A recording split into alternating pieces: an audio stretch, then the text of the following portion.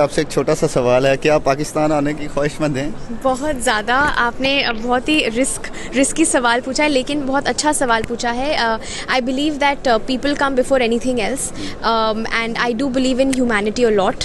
I have always said this that it doesn't matter आप कहाँ से हैं, व्हाट मैटर्स इज़ आप क्या करते हैं।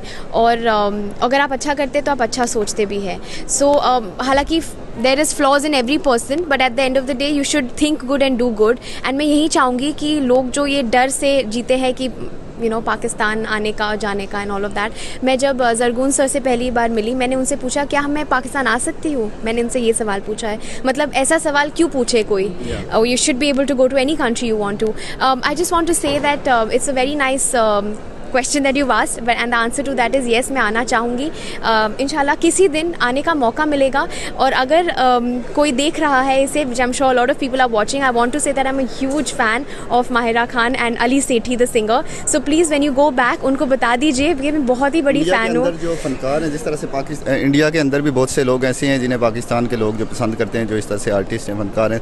इंडिया में ज़्यादा किन लोगों को फोकस किया जाता है जो हमारे आर्टिस्ट हैं?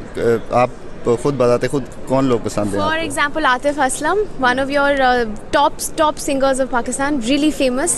I am also a huge fan, but I also know a lot of people कि they're a huge fan of Atif Aslam. They're also a huge fan of Ali Zafar, the actor and singer. And I also know कि Coke Studio Pakistan जो है बहुत मशहूर है India में।